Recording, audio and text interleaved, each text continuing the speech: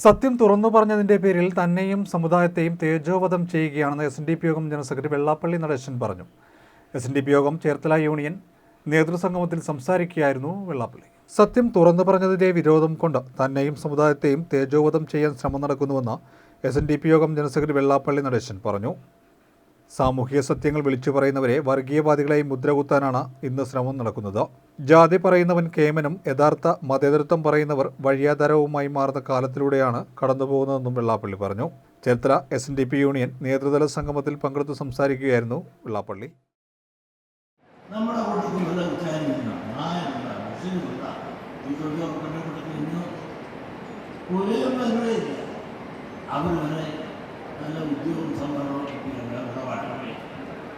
ഇപ്പോൾ കിടന്നിടത്തുകൊണ്ട് വീടില്ലാത്തവരാണ് ഏറ്റവും കൂടുതൽ ഇവരാണ്. അവിടെ വലിയ ആരും തന്നത് പരക്ഷാരം തന്നത് എല്ലാവരും വോട്ട് വിളിക്കുന്നു ആവശ്യങ്ങൾ.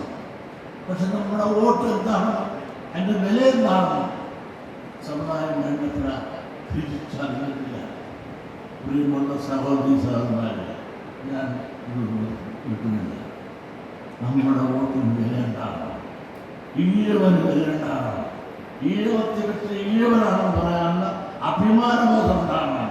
ഡോക്ടർ പട്ടു പറഞ്ഞതാണ്, ഞാൻ ഈഴവത്തെ വെച്ച് ഈഴവനാണ്. മുസ്ലിം പറഞ്ഞാൽ മുസ്ലിമാണ്, നായർ പറഞ്ഞാൽ നായരാണ്, ക്രിസ്ത്യാനി പറഞ്ഞാൽ ക്രിസ്ത്യാനിയാണ്. പക്ഷെ ഈഴവനാണെന്ന് പറയാനുള്ള ബോധവും നമ്മൾ പറഞ്ഞ് നഷ്ടപ്പെട്ടു പോയതാണ് നമുക്ക് പരാജയം. ജാതി വിവേചനമാണ് ജാതി ചിന്തയുണ്ടാകുന്നത്. ആ ജാതി വിവേചനം ജനാധിപത്യം വന്നിട്ട് പോലും ഈഴും ജാതിയുടെ പേര് വിവേചനം ഇന്നും അനുഭവിച്ചുകൊണ്ടിരുന്നു. ഇതിൽ നിന്നൊരു മോചനം എന്ന് പറഞ്ഞാൽ സാമുദായിക ശക്തി സമാധാനത്തിലൂടെ മാത്രമേ നമുക്ക് സാമൂഹിക നീതി നേടാൻ സാധിക്കും.